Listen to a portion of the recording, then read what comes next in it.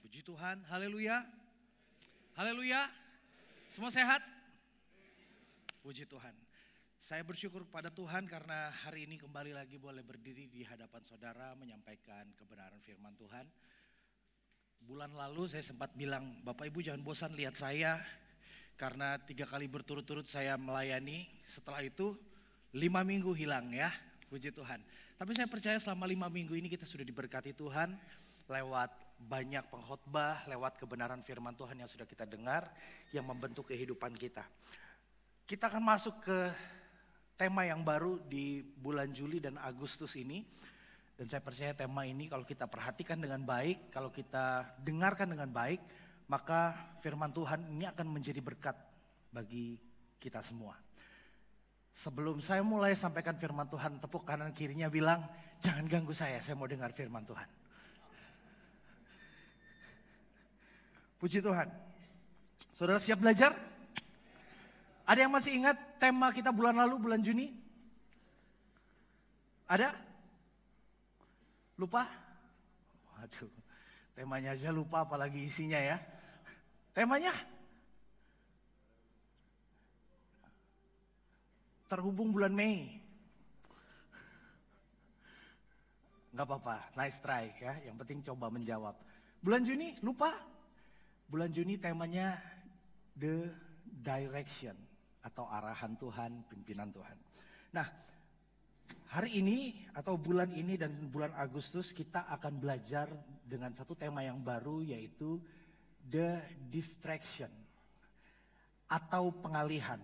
Distraction atau distraksi adalah pengalihan perhatian dari tugas yang seharusnya kita kerjakan, tugas utama atau fokus utama. Sederhananya, distraksi itu merupakan gangguan yang membuat kita teralihkan. Dalam perjalanan hidup kita bersama dengan Tuhan, ketika kita masuk dalam perjalanan, tema kita tahun ini Extraordinary Journey, perjalanan yang luar biasa bersama dengan Tuhan. Ketika kita masuk dalam perjalanan bersama dengan Tuhan, maka kita bisa atau besar kemungkinan bagi kita akan mengalami distraksi. Kita bisa mengalami gangguan, kita bisa teralihkan, kita bisa nggak fokus lagi. Nah, oleh sebab itu kita perlu mengerti dan menyadari hal ini, karena distraksi dapat mengganggu atau menghalau kita, atau bahkan membuat kita tidak mengalami janji Tuhan terjadi di dalam kehidupan kita. Hal ini bisa terjadi kapan saja. Ada yang mungkin terjadi di awal, terdistraksi. Kalau kita kembali kepada bangsa Israel ketika mereka keluar dari Mesir, mereka terdistraksi oleh berbagai macam pencobaan. Ada Laut Merah yang menghalangi mereka, di belakang ada tentara Mesir yang mengejar. Mereka terdistraksi, lalu mereka bilang sama Musa, Musa, kenapa kau bawa kami keluar untuk mati di sini? Mereka terdistraksi. Padahal mereka tahu janji Tuhan bahwa mereka akan keluar menuju tanah yang sudah dipersiapkan oleh Tuhan.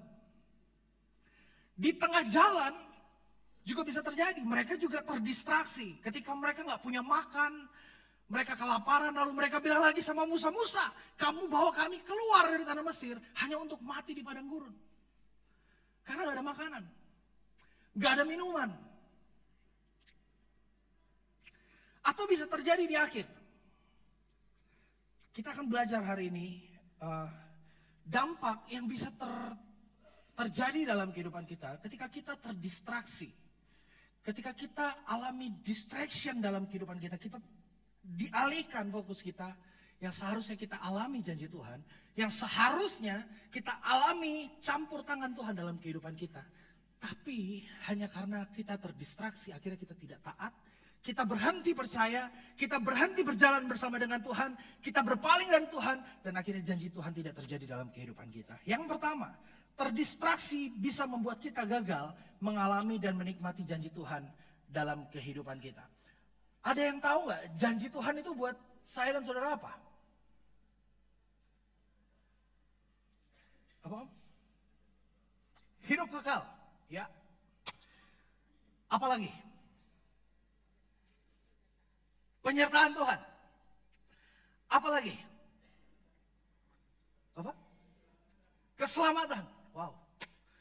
Puji Tuhan. Kita punya banyak janji Tuhan. Janji Tuhan ada banyak. Penyertaan, pemeliharaan, keselamatan, hidup yang kekal, kerajaan sorga, kemenangan. Ada banyak janji-janji yang terjadi, yang Tuhan berikan dalam kehidupan saya dan saudara. Yaitu berkat yang dirancang dan direncanakan oleh Tuhan. Tidak hanya ujungnya dijanjikan, tapi penyertaan selama kita berjalan sampai ke ujung, kita dijanjikan penyertaan yang sempurna oleh Tuhan. Ada pemeliharaan Tuhan yang bisa terjadi di dalam kehidupan kita ketika kita bersandar dan berharap kepada Tuhan. Selama kita ikut Tuhan, Tuhan ada bersama dengan kita. Tapi kita bisa gagal mengalami itu semua. Ada yang merasa gagal hari ini?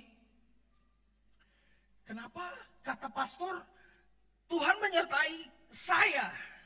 Kata pastor, Tuhan memberkati hidup saya. Kata pastor, saya akan berjalan bersama dengan Tuhan. Tetapi kenapa hari demi hari saya lewati dalam kegagalan? Hari demi hari saya lewati dengan permasalahan. Hari demi hari saya lewati dalam keadaan yang gak baik-baik aja. Segala sesuatunya sepertinya susah. Atau kalaupun hari ini ada jalan keluar sepertinya, fasenya akan berputar lagi. Sepertinya ada titik terang.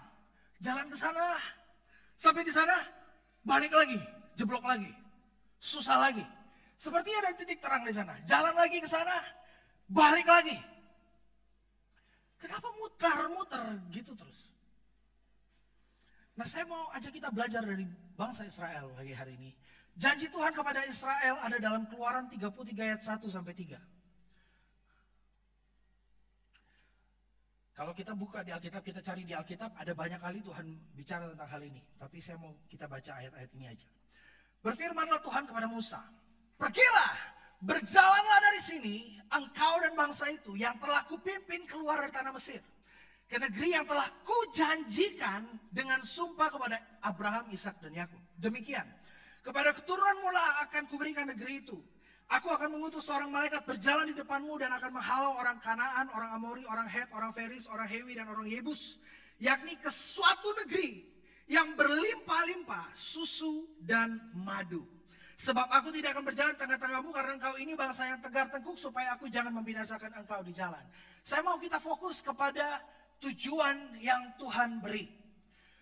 Tuhan bilang, kamu akan masuk ke tanah atau ke daerah yang aku janjikan, tempat di mana susu dan madu berlimpah-limpah di sana.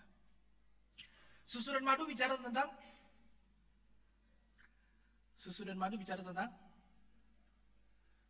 kesejahteraan. Susu dan madu itu bicara tentang berkat. Susu dan madu bicara tentang segala sesuatu yang baik yang kita perlu. Bapak Ibu suka minum susu? Suka? Gak suka minum susu? Suka. Susu apa? Susu sapi, susu kambing. Saya juga suka minum susu, tapi kata dokter gak boleh terlalu banyak ya. Apalagi kalau pakai gula gak bagus. Tapi minum susu itu baik buat kita. Ya, madu juga. Tapi jangan terlalu banyak. Nanti suatu hari saya akan sampaikan kenapa susu dan madu itu jadi berkat yang Tuhan sediakan buat kita. Tapi hari ini kita fokus di sini. Lalu mereka terima janji Tuhan, tapi kita lihat dalam Bilangan 13 ayat 25 sampai ayat yang ke-33. Mereka alami distraksi. Sesudah lewat 40 hari pulanglah mereka dari pengintaian negeri itu. Jadi singkat cerita gini, sebelum bangsa Israel masuk ke tanah perjanjian, Allah memerintahkan kepada Musa, kirim pengintai. 12 orang, masing-masing pemimpin dari setiap suku untuk pergi melihat tanah yang aku janjikan. Supaya kalian tahu bagaimana kalian harus mengerjakan bagian kalian. Sederhananya begitu. Tuhan suruh lihat bukan supaya mereka takut, tapi supaya mereka tahu apa yang harus mereka kerjakan. Supaya mereka juga bisa bersemangat seharusnya. Ketika mereka lihat, wow, tempat yang dijanjikan Tuhan adalah tempat yang baik sekali. Ya kan? Seharusnya ya. Dan ketika mereka melihat dengan mata iman, seharusnya ketika mereka melihat orang-orang enak yang badannya besar-besar itu, mereka bilang, wow, lihat, kita akan dibawa oleh Tuhan mengalahkan orang-orang seperti ini. Hari-hari ini, banyak orang Kristen, banyak orang percaya, lihat keadaan dunia, takut. Why? Kenapa kita takut? Kita sedang terdistraksi. Sampai hari ini ada berapa banyak berita, ada berapa banyak hal yang kita dengar yang mungkin bisa melemahkan kita. Tapi buktinya kita masih ada. Buktinya hari ini kita masih berdiri, kita diberkati Tuhan, kita berkelimpahan akan segala sesuatu yang baik. Kenapa? Karena Tuhan. Tuhan ada, Tuhan menyertai kita, Tuhan menuntun kita. Bahkan ketika saudara tidak bisa mendengar suara Tuhan, tapi saudara berharap sama Tuhan, Dia menuntun kita dengan diam. Dia pegang tangan kita. Meskipun kita nggak bisa dengar. Tapi akan lebih baik lagi kalau saudara bisa dengar. Amin.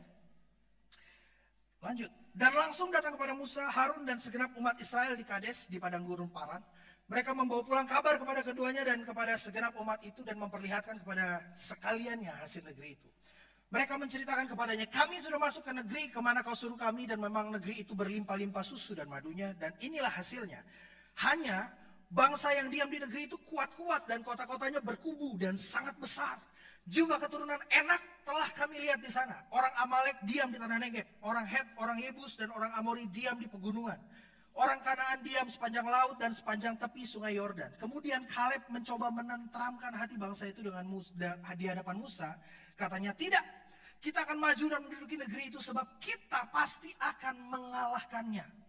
Tetapi orang-orang yang pergi ke sana bersama-sama dengan dia berkata, kita tidak dapat maju menyerang bangsa itu karena mereka lebih kuat daripada kita. Juga mereka menyampaikan kepada orang Israel kabar busuk tentang negeri yang diintai mereka dengan berkata, negeri yang telah kami lalui untuk diintai adalah suatu negeri yang memakan penduduknya. Dan semua orang yang kami lihat di sana adalah orang-orang yang tinggi-tinggi perawakannya. Juga kami lihat di sana orang-orang raksasa, orang Enak yang berasal dari orang-orang raksasa. Dan kami lihat diri kami seperti belalang. Dan demikian juga mereka terhadap kami. Ada pengalihan. Bayangkan kalau dari 12 orang, 10 diantaranya bilang bahwa tempat yang mau kita datangi itu tidak baik. Kira-kira kita ngapain? Kalau saya bilang gini, bapak-bapak, ibu-ibu, saudaraku sekalian, karena keadaan dunia sedang tidak baik-baik saja, mari kita berdoa bersama dan mengumpulkan apa yang kita punya yang bisa kita kumpulkan untuk kita membantu sesama kita. Karena lewat kehidupan kita, Tuhan akan memakai kehidupan kita untuk jadi berkat bagi bangsa-bangsa. Saudara mau? Lalu ada 80% orang atau 75% orang bilang gini, jangan mau, jangan.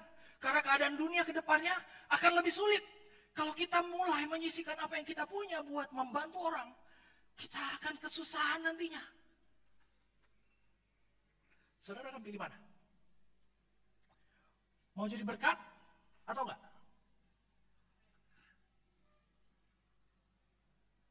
Rata-rata? Oh enggak? Rata-rata? Iya, rata-rata kemungkinan enggak mau. Apalagi kalau udah baca koran, baca berita, nonton TV, nonton YouTube, dengar semua kabar-kabar di luar yang gak baik. Kita lupa bahwa kita punya sumbernya. Siapa? Tuhan. Kita lupa. Kita lupa bahwa Tuhan panggil kita untuk ikut Dia supaya kita bisa jadi berkat.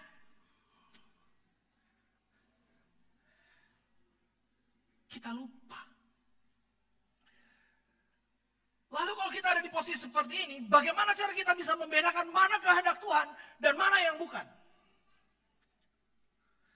Seringkali kalau kita di persimpangan atau kita menghadapi pilihan, kita akan selalu bilang gini, Tuhan, kalau Tuhan izinkan ini terjadi dalam kehidupan saya, Tuhan mau saya menikmati berkat ini, bukakan jalan. Betul? Iya. Dan selalu tanda yang kita akan pakai, kalau itu adalah kehendak Tuhan, Tuhan akan buat itu jadi mudah.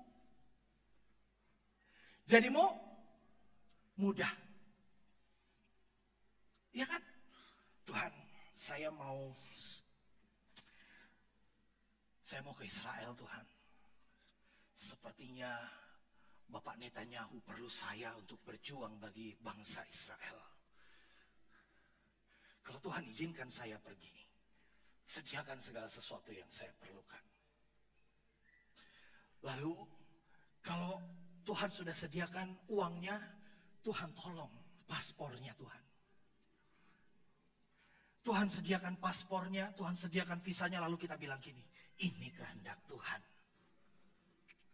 Ya, ini kehendak Tuhan. Saya harus ke sana untuk berperang buat Israel. Karena firman Tuhan bilang, ada banyak orang akan berperang melawan Israel. Dan Tuhan akan menyertai mereka sampai suatu hari nanti. Tuhan akan membiarkan bangsa Israel mengalami kekalahan. Tapi kita gak usah bahas Israel. Kita fokus kepada distraction. Fokus pada distraction ya. Jadi ini tema ya maksudnya ya, bukan fokus pada pengalihan. Kita fokus kepada tema kita. Kalau kita berpikir bahwa segala sesuatu yang dari Tuhan adalah segala sesuatu yang mudah, kita akan menghadapi kemungkinan kehilangan janji Tuhan. Karena saya mau kasih tahu buat saudara hari ini, karena janji Tuhan itu kadang-kadang harus kita terima melewati jalan yang tidak mudah. Kemudahan bukan jadi jaminan, bukan jadi tanda, bukan jadi identitas dari janji Tuhan. Ada banyak orang berhenti atau tidak mengalami janji Tuhan karena dia pikir jalannya tertutup. Apakah jalan yang tertutup harus selalu diterobos? Tidak. Saya sedang mengajak kita untuk mengerti kehendak Tuhan yang sebenarnya di dalam kehidupan kita. Bukan berarti, oh jalan tertutup, tapi pastor bilang kalau ada kesulitan, terobos. Enggak, bukan gitu. Tapi kita harus mengerti kehendak Tuhan. Bahwa kehendak Tuhan kadang-kadang memang tidak mudah untuk kita alami. Kadang-kadang sepertinya sulit, kadang-kadang sepertinya mustahil. Tapi kalau kita ngerti kehendak Tuhan, maka kita bisa mencapai setiap janji Tuhan itu dalam kehidupan kita. Kalau kita menyerah, maka kita tidak akan sampai kepada janji itu. Tuhan mau kita tidak hanya diberkati, tapi juga jadi berkat. Gimana caranya kita bisa jadi berkat? Yaitu dilatih. Dilatih jadi berkat. Gak ada orang yang bisa bangun atau lahir dari kecil udah bisa masak. Mama, aku anakmu, aku akan masakin makanan buat mama. Masih umur 3 tahun, pergi ke dapur, masak telur. Bisa gak? Gak bisa. Sampai dia bisa masak telur pun mungkin umur 10 tahun. Dia bisa masak sendiri. Mau gak dia masakin orang tuanya? Belum tentu. Iya kan? Kecuali kita ajari. Kita ajarin. Dan ketika diajar, biasanya anak-anak itu akan berpikir apa? Masa saya anak kecil disuruh melakukan ini? Orang tua saya santai-santai, saya disuruh masak sambil ngomel-ngomel. Kadang-kadang kita juga kayak gitu. Ketika kita diajar sama Tuhan, ketika kita dididik sama Tuhan untuk hidup jadi berkat, kita bisa ngomel sama Tuhan. Ketika Tuhan lagi ajar kita, lagi didik kita untuk mengampuni orang lain, apa yang terjadi dalam kehidupan kita? Kalau saudara diajar untuk mengampuni, mau kan mengampuni? Amin? Mau. Gimana cara Tuhan mengajar kita untuk mengampuni? Apa yang Tuhan lakukan? Tuhan kirim orang untuk sakiti hati kita. Betul nggak? Iya. Tapi itu kesempatan buat kita bisa mengampuni orang lain. Bagaimana caranya Tuhan melatih kita untuk memberi? Apakah perlu ada yang minta? Supaya kita bisa memberi? Ketemu pengemis di jalan, kasihan Pak, saya udah 2 hari gak makan pizza. Padahal handphonenya iPhone di kantong ya. Apakah kita perlu tunggu ketemu orang-orang kayak gitu? Baru kita mau memberi? Tapi kadang-kadang iya. Supaya kita dilatih memberi sama Tuhan, kita perlu ketemu orang-orang yang perlu. Bukan yang tadi ya, orang lain yang lebih perlu. Karena kadang-kadang kita sulit membedakan kalau zaman-zaman sekarang. Bukan saya bilang pengemis itu semua penipu ya. Tapi banyak banget di luar sana yang kelihatannya susah, minta-minta di jalan. Padahal cuma karena malas aja. Kita sedang dilatih oleh Tuhan. Kalau kita hadapi kesulitan, kita dilatih untuk jadi orang yang bisa jadi berkat.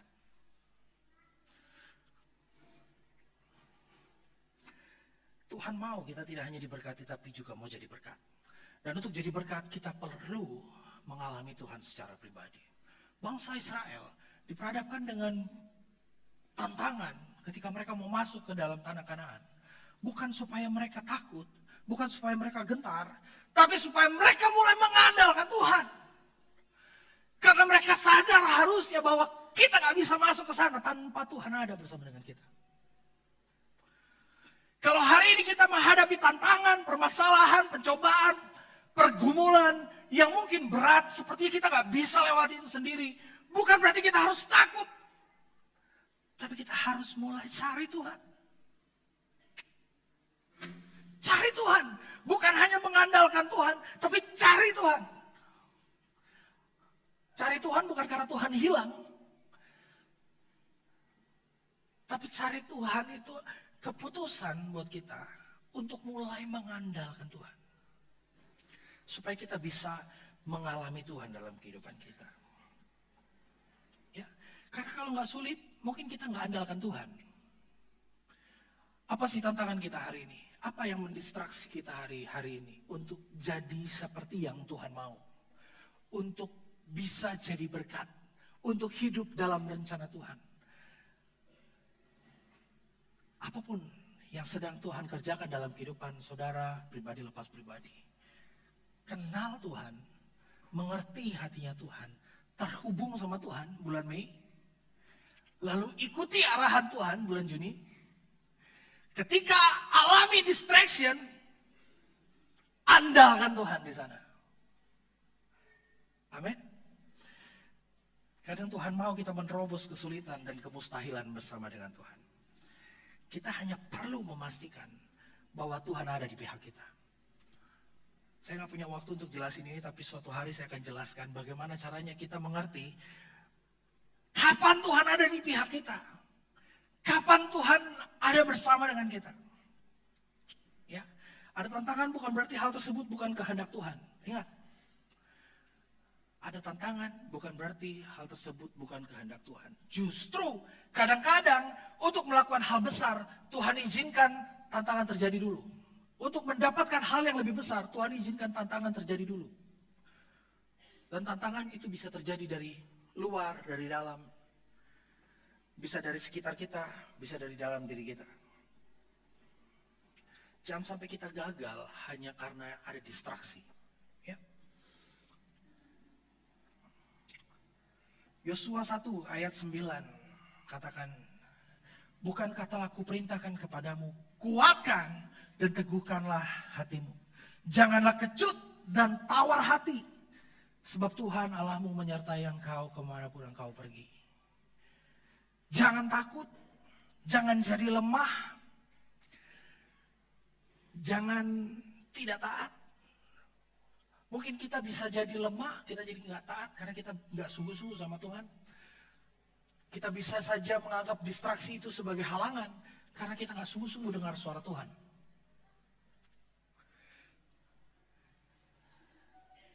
Saya percaya setiap kesulitan itu musim. Amin. Bulan Maret, musim. Saya percaya setiap kesulitan itu musim. Kenapa? Karena Tuhan tidak pernah merancangkan rancangan-rancangan yang menghancurkan kita. maka segala sesuatu yang sulit untuk kita kerjakan, itu adalah musim. Untuk membentuk kita jadi lebih baik. Kalau Bapak Ibu ingat waktu SD, mungkin beberapa udah lupa ya, karena sudah terlalu lama. Tapi saya ingat waktu SD, masalah hidup saya cuma matematika. Betul? Matematika itu masalah saya. Bisa nggak pelajaran ini hilang aja? Bahasa Indonesia aja bisa nggak setiap hari? Bahasa Indonesia, PPKN, pelajaran agama. Nah ini senang nih saya. Ya, karena saya anak pendeta. Saya biasa banget kalau pelajaran agama itu. Teman-teman saya yang agama lain, agama Buddha dan lain sebagainya, kalau pelajaran agama karena kami sekolah Katolik, mereka tanya sama saya. Ya kan? Tapi kalau udah matematika, aduh. Tapi hari ini saya suka matematika. Saya pernah bilang, saya dulu punya cita-cita pengen jadi orang bank. Karena saya suka ngitung. Ya. Masalah kita dulu cuma matematika. Naik SMP fisika. Naik SMA kimia, ya kan? Itu masalah tuh dulu. Tapi itu tadi, kita bertumbuh di dalam Tuhan. Dan itu jadi musim. Musim itu kita lalui supaya hari ini kita jadi lebih baik. Setiap musim yang Tuhan izinkan terjadi dalam kehidupan kita, itu membantu kita jadi lebih baik. Makanya kalau musim hidup kita hari ini sedang gak baik-baik aja, saya mau ingatkan lagi, jangan cepat-cepat minta musim itu berhenti. Tapi mintalah sama Tuhan, tanya sama Tuhan, Tuhan, apa yang Tuhan mau saya pelajari di musim hidup saya yang ini? Supaya ketika kita keluar dari musim itu, kita sudah mendapatkan berkat yang Tuhan sediakan di dalam musim itu. Tapi kalau kita terdistraksi, kita pikir sama seperti bangsa Israel berpikir bahwa Tuhan bawa kita keluar dari Mesir, masuk ke padang gurun, berputar-putar 40 tahun. Yang seharusnya 25 hari bisa sampai di tanah Kanaan. Maaf Pak Joy, tadi malam Pak Joy tanya, dari Mesir ke Israel harusnya berapa lama kalau jalan kaki? Saya jawab cepat aja 2 bulan. Tapi begitu saya cek lagi, 25 hari. Tapi bangsa Israel berputar-putar 40 tahun. 40 tahun. Padahal 25 hari sampai jalan kaki. Mungkin kalau mereka jalannya agak pelan, agak santai sambil ngobrol, mungkin 27 hari. Ya kan?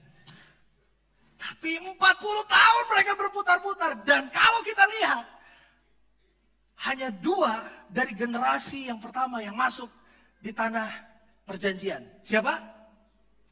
Yosua dan Kaleb. 2 orang pengintai yang melihat tanah itu dan bilang bahwa kita akan masuk menduduki tanah itu. Hanya mereka. 10 orang yang lain tadi masuk nggak? Enggak. Bahkan Musa pun tidak.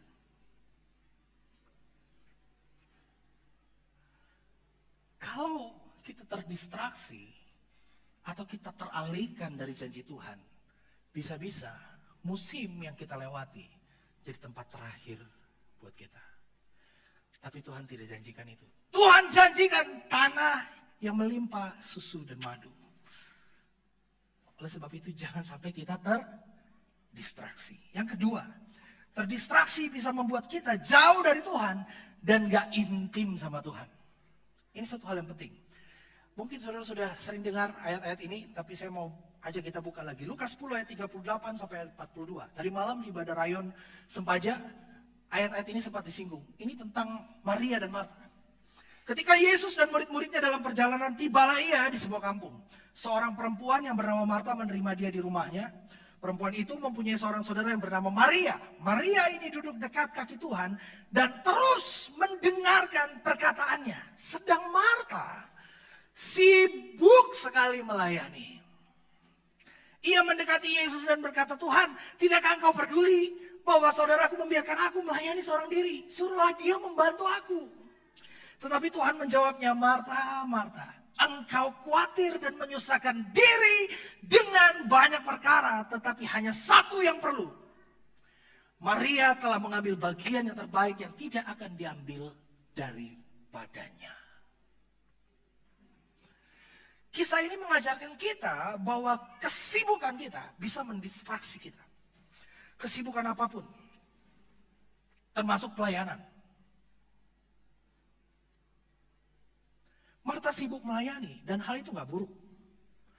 Jangan setelah ini terus saudara, oh berarti saya harus berhenti melayani, ya kan? Enggak, bukan itu. Melayani is good. Melayani itu sesuatu yang baik. Dan kalau kita melayani dengan benar itu menyenangkan hati Tuhan. Kalau kita melayani dengan benar itu memuliakan nama Tuhan.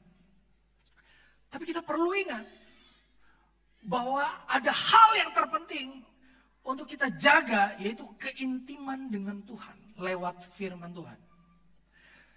Jangan sampai kita sibuk melayani, kita sibuk melakukan ini dan itu, tapi kita melewatkan momen terbaik, yaitu mendengarkan firman Tuhan. Duduk dengan firman Tuhan sambil balas chat. Kan saya dengar, ya kan? Apa-apa.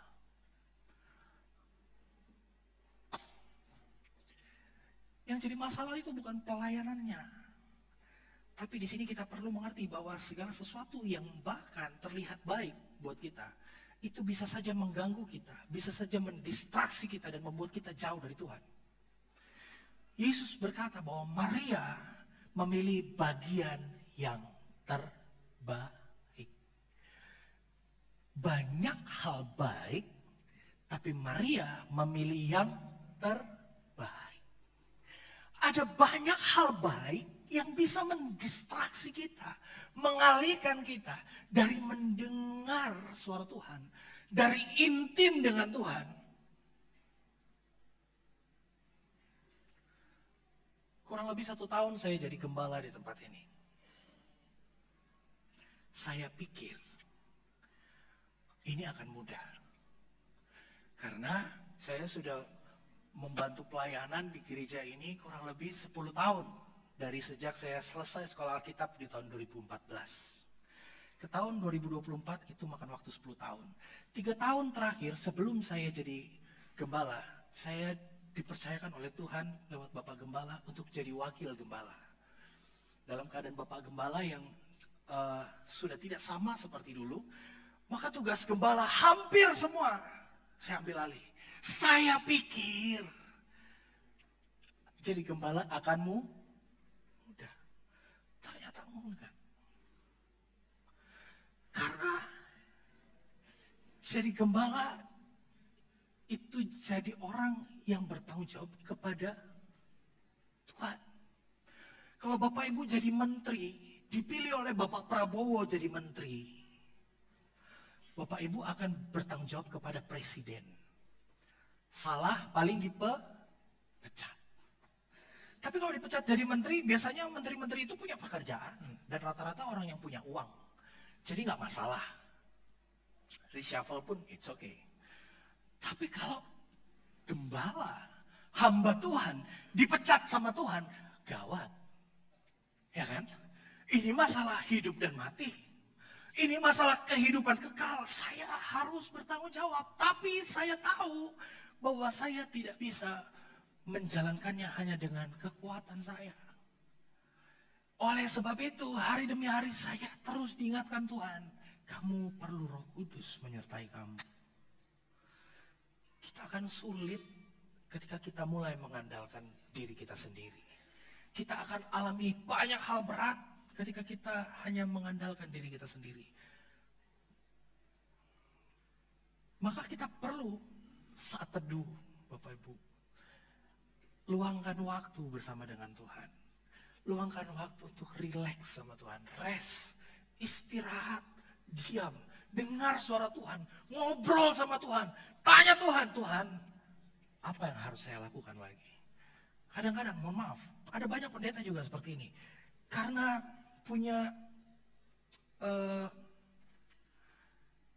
apa saya mau bilang ya, Tuhan sediakan banyak hal untuk dia kerjakan. Maka ada banyak hamba Tuhan juga berpikir, apalagi berikutnya, apalagi berikutnya. Tuhan, apalagi yang harus saya buat? Itu bagus. Itu juga kerinduan saya. Saya tuh sering sekali begitu. Ketika sudah selesai melakukan yang satu, Tuhan apalagi, apalagi, apalagi. Tapi kadang-kadang kalau kita tidak mengikuti temponya Tuhan, kita akan kelelahan sendiri. Padahal Tuhan belum mau ke sana, kita udah mikir, apalagi Tuhan, apalagi. Ini belum kelar. Kadang-kadang gitu ya. Ini belum kelar. Makanya saya mau ajak kita juga, ini bukan hanya buat hamba-hamba Tuhan, bukan hanya buat pelayan-pelayan Tuhan, tapi buat semua kita. Luangkan waktu, duduk tenang bersama dengan Tuhan, diam dengarkan suara Tuhan. Dan gunakan waktu-waktu itu untuk cerita sama Tuhan. Di gereja ada waktu seperti ini. Ketika kita datang doa hari Kamis, doa bersama, doa semalam suntuk. Itu waktu yang paling nyaman kita bisa doa bersama-sama, duduk diam di kaki Tuhan, cerita sama Tuhan. Tuhan, seminggu ini aku alami ini. Walaupun ya jangan seminggu sekali juga, setiap hari. Kalau bisa setiap waktu tetap berhubung sama Tuhan.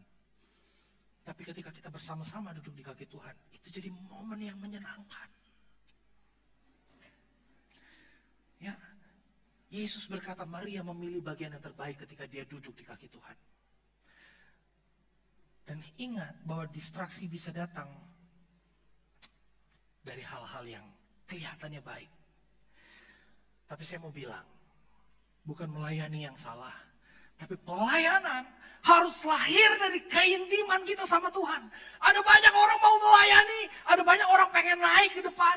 Kayaknya keren ya bisa duduk di sana, dilihat banyak orang. Kayaknya keren bisa berdiri di sini nyanyi-nyanyi, didengar banyak orang. Ini bukan panggung, ini mesbah. Di mana persembahan dipersembahkan bagi Tuhan. Kalau kita nggak intim, maka api yang Tuhan akan kirim untuk membakar persembahan itu akan membakar kehidupan kita. Kalau kita nggak intim. Kalau yang kita bawa bukan persembahan bagi Tuhan, api itu akan menghanguskan kita. Maka jangan kaget, ada banyak pelayan-pelayan, burnout, kelelahan, putus asa, frustrasi, merasa berat. Kenapa? Karena nggak intim sama Tuhan. Capek, saya capek pastor, melayani Tuhan. Saya pengen berhenti. Saya pengen istirahat dulu.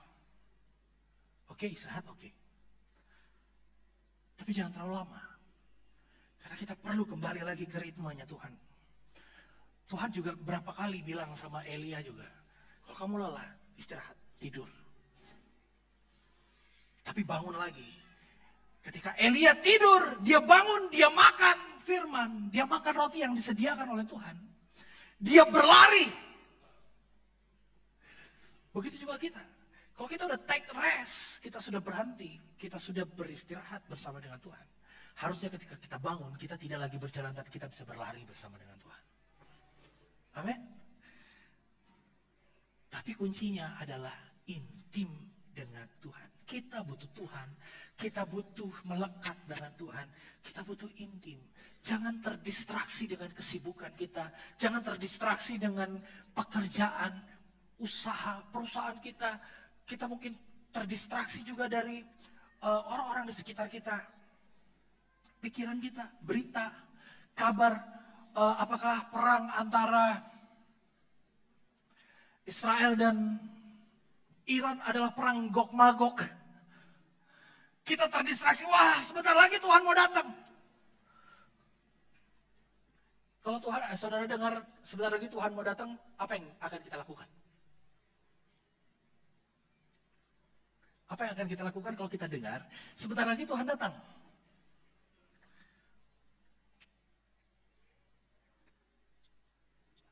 Apa? Oh. Harusnya bertobat. Iya gak sih?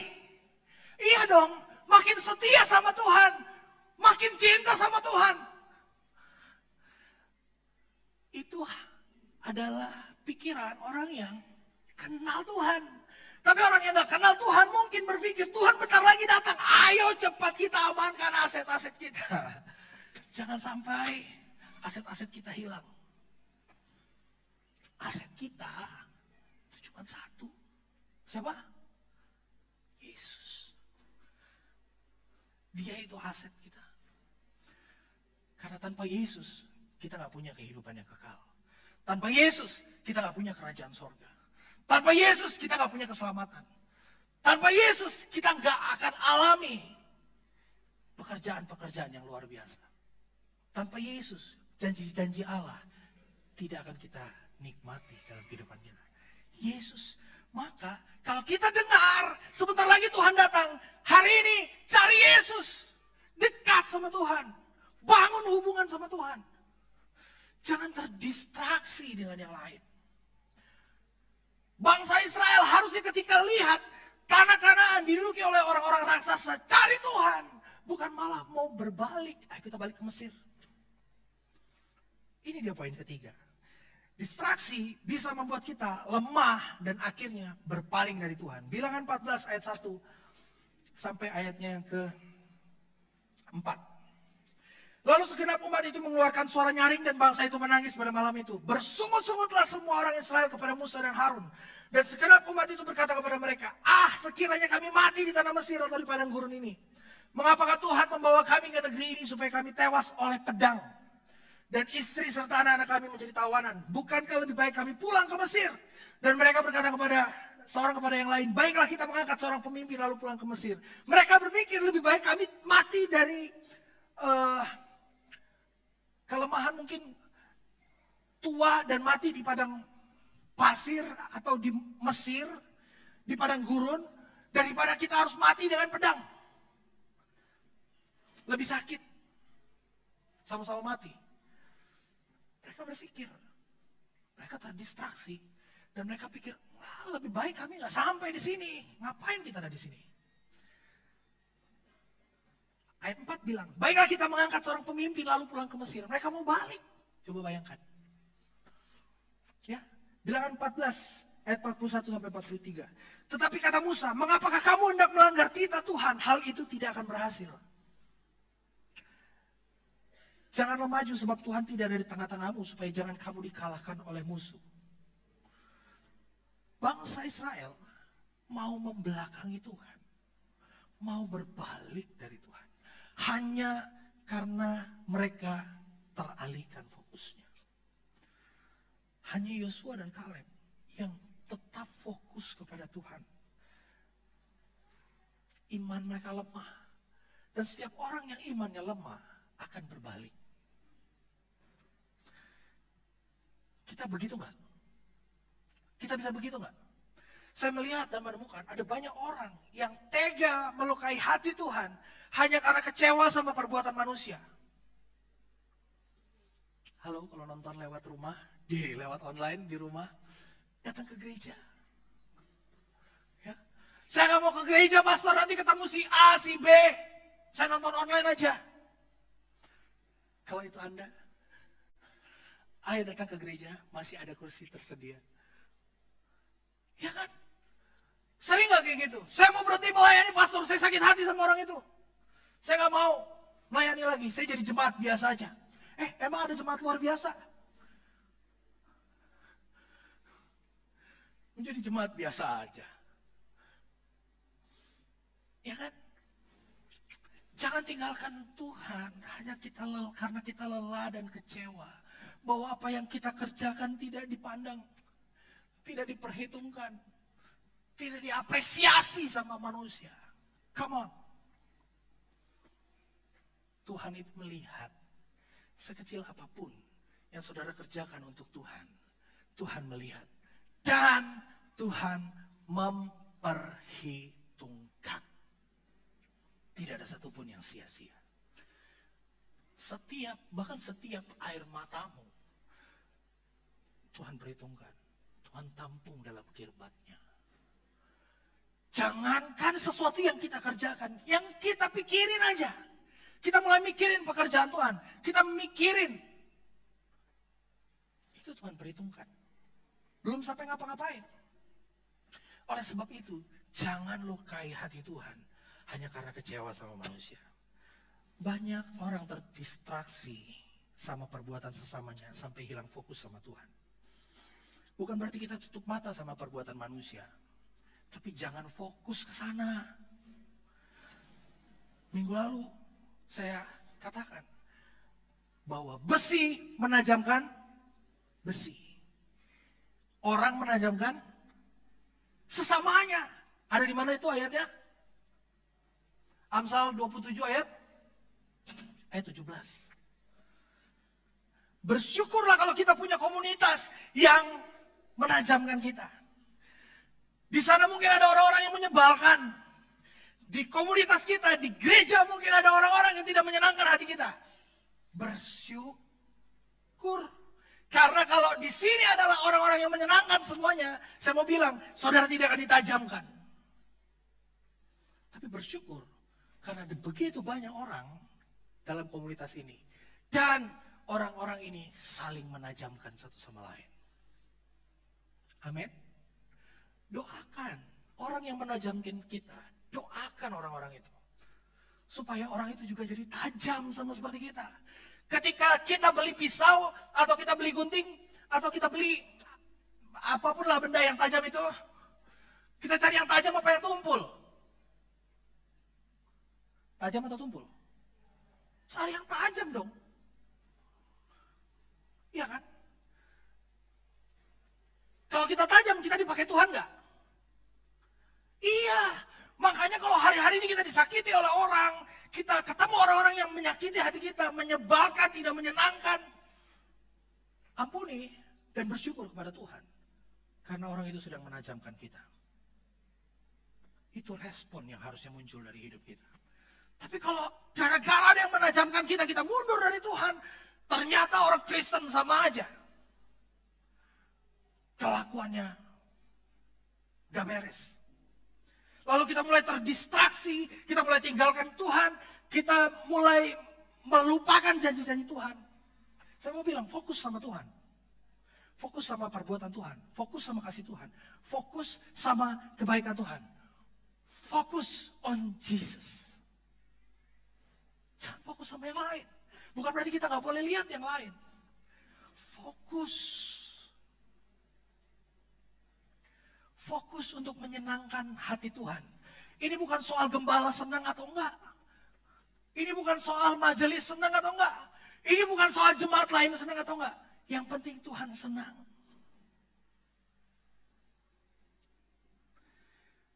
Fokus hidup dalam rencana Tuhan. Fokus hidup memuliakan Tuhan. Tanda bahwa kita mulai teralihkan dari Tuhan adalah ketika kita mulai tidak bersyukur, mulai bersungut-sungut, dan mulai ngomel-ngomel. Sama seperti bangsa Israel.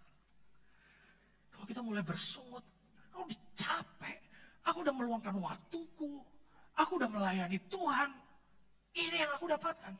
Saya mau bilang, fokus sama Tuhan. Fokus sama Tuhan. Ingat baik-baik, hari-hari ini iblis tidak berusaha menghancurkan saudara. Tapi iblis berusaha mendistraksi saudara. Supaya saudara hilang fokus kepada Tuhan. Kita tuh iblis itu tidak berusaha menggempur kehidupan kita. Tapi iblis itu pelan-pelan berusaha membuat kita miring. Yang tadinya lurus sama Tuhan, kita tuh dibengkokkan sedikit. Nah ini ya kan, jalan dah ya kan. Kalau saya jalan di samping sini, hidup kita itu gak perlu dihancurkan. Tanpa Kristus, kita dengan sendirinya hidup dalam kehancuran. Ya kan? Karena dosa. Upah dosa adalah maut. Tapi karena Kristus kita dapat kesempatan untuk alami keselamatan. Di dalam Kristus kita peroleh kasih karunia untuk dibenarkan. Oleh sebab itu dalam Kristus kita berjalan seperti ini. Bersama dengan Tuhan. Mungkin di pinggir jurang. Tapi kalau kita gak fokus sama Tuhan, kita dibelokin sedikit aja. Dikit deh, dikit banget. Nih segini. Kelihatannya kita masih lurus. Tapi udah mulai bengkok. Cepat atau lambat kita akan jatuh. Makanya saya mau bilang, fokus sama Tuhan. Tetap terhubung, dengar suara Tuhan. Fokus ikut Tuhan. Nah, masalahnya hari-hari ini ada banyak hal, kita ada di zaman, kita hidup di zaman di mana ada banyak hal yang bisa mendistraksi kita. Kalau saya ingat zaman saya SD dulu, itu untuk dapat berita, papi saya itu perlu baca koran. Betul ya? Beliau itu langganan koran pagi dan malam, pagi dan sore. Jadi berita hari sebelumnya dan berita sepanjang hari itu, kalau korannya bagus, itu langsung dicetak dan dibaca. Baca beritanya di situ. Kalau sekarang kan enggak. Kita cuma perlu punya smartphone, maka di sini kita akan dapat banyak informasi apa yang terjadi di dunia. Hal ini bisa mendistraksi kita. Gak cuma sosial media, pekerjaan, bahkan berkat Tuhan itu bisa mendistraksi. Hal buruk bisa mendistraksi, hal baik bisa mendistraksi. Masalah bisa mendistraksi kita dari Tuhan. Kita sakit, gak punya uang, dan lain sebagainya bisa mendistraksi kita dari Tuhan. Hal baik juga bisa mendistraksi kita. Kenikmatan, kenyamanan, kekayaan, dan lain sebagainya bisa mendistraksi kita, bisa membelokkan kita dari fokus kepada Tuhan. Omongan orang bisa mendistraksi kita, betul? Ada yang datang ke gereja karena dengar omongan orang, ada? Gak ada? Ada yang pernah gak datang ke gereja karena dengar omongan orang? Nah, ada ya kan? Malu ngangkat tangan. Iya, ada banyak orang pernah gak datang ke gereja karena dengar omongan orang. Ada juga orang yang datang ke gereja karena dengar omongan orang. Ya, omongan orang itu bisa jadi baik, bisa jadi buruk. Kita ke gereja yuk. Enak kalau kita ke gereja kita bisa ketemu Tuhan. Ya, ayo kita ke gereja yuk. Ayo deh, ikut. Begitu udah sampai, oh iya benar ya. Enak ke gereja, diberkati Tuhan. Dapat sukacita, dapat damai sejahtera dari Tuhan. Karena ketemu Tuhan. Omongan bisa jadi baik, tapi omongan juga bisa membuat orang gak mau datang ke gereja lagi. Bisa jadi distraksi. Keluarga bisa jadi distraksi gak? Bisa. Bahkan diri kita sendiri pun bisa jadi distraksi. Bisa jadi distraksi. Oleh sebab itu, saya mau kasih tahu hari ini, mungkin sudah terlalu lama saya bicara, tapi saya mau kasih tahu, saya mau ingatkan kita, fokus sama Tuhan. Jangan fokus sama manusia. Saya mau ingatkan, Yudas Iskariot adalah tanda bahwa seseorang yang ikut Tuhan bisa saja pada akhirnya jadi orang yang jahat atau dipakai oleh iblis kalau dia nggak fokus sama janjinya Tuhan. Jangan berpikir bahwa orang yang ada di gereja adalah orang-orang suci. Orang yang di gereja adalah orang-orang yang sedang dibentuk oleh Tuhan. Tapi kan dia udah lama pastor, dia kan udah tua di gereja. Tidak jadi jaminan. Bukan saya sedang merendahkan yang tua, tapi saya sedang ingatkan bahwa ketika kita tua pun, kita tetap perlu terhubung sama Tuhan. Kita tetap perlu membuka telinga kita untuk tetap dengar suara Tuhan. Karena ingat, tua di gereja tidak jadi jaminan hidup kita berkenan di hadapan Tuhan. Kita tetap perlu dengar suara Tuhan, fokus sama Tuhan. Karena justru kadang-kadang, kalau kita udah terlalu nyaman, kita udah berpikir bahwa kita baik-baik aja, kita udah benar, saat itu kita sedang terdistraksi. Saya undang pemain musik dan singers untuk maju ke depan. Hari ini cek hidup kita. Saya nggak tahu kehidupan Bapak Ibu secara pribadi. Tapi cek kehidupan kita. Ada nggak yang lebih penting daripada menyenangkan hati Tuhan hari-hari ini? Adakah yang sedang kita lakukan yang lebih penting daripada Tuhan hari-hari ini? Kalau ada, sadari dan kembali fokus sama Tuhan. Apakah diri kita lebih penting daripada Tuhan? Maka ketika kita tersakiti, kita bilang, Tuhan aku gak mau ke gereja lagi, aku tersakiti Tuhan. Aku sakit hati, aku gak mau cari Tuhan lagi. Ayo fokus sama Tuhan. Jangan sampai mata kita mendistraksi dari firman yang harusnya kita dengar. Makanya kenapa setiap orang tuh kalau berdoa tutup mata, tahu supaya apa? Supaya fokus. Kadang-kadang kita perlu tutup mata kita supaya telinga kita bisa dengar dengan baik suara Tuhan. Jangan terdistraksi sama gembala. Saya mau bilang ya, pendeta pun bisa jadi distraksi buat kehidupan orang-orang percaya. Karena pendeta itu manusia, bukan Tuhan. Maka saya mau ajak kita untuk fokus sama Tuhan, bukan sama manusia. Apa yang baik dari seorang hamba Tuhan, ambil. Yang buruk, doakan. Supaya dia jadi lebih baik. Kita semua punya kelemahan. Yang membedakan saya dan saudara adalah jawatan dari Tuhan. Saya punya jawatan untuk mengembala. Saudara mungkin tidak. Tapi mungkin Tuhan taruh jawatan menginjil kepada saudara. Ayo menginjil. Sampaikan kabar baik tentang Tuhan.